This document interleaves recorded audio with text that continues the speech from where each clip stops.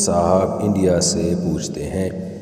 کہتے ہیں جی مجھے قطرے کی پرابلم ہے، جیسا آپ نے بتایا تھا میں ہر نماز کے لیے الگ وضو کرتا ہوں، اگر مجھے نماز جمع کر کے پڑھنی ہو تو کیا میں ظہر کے وضو سے عصر کی نماز پڑھ سکتا ہوں؟ ظہر کو ظہر کے ٹائم میں اور عصر کی نماز عصر کے ٹائم میں پڑھوں گا، کیونکہ آفس میں ٹائم نہیں ملتا۔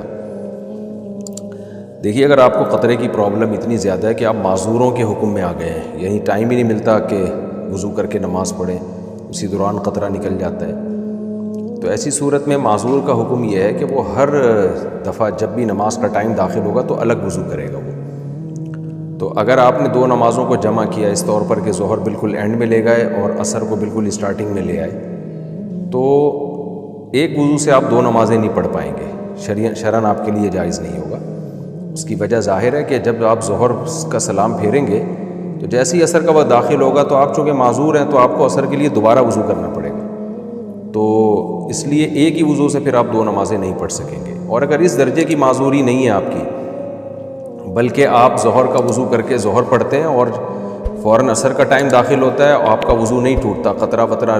نہیں نکلتا، تو پھر آپ اسی وضو سے عصر پڑھ لیں، تو اس طرح سے پھر دو نمازیں آپ اس معذوری میں یعنی اس عذر میں اکٹھی کر سکتے ہیں۔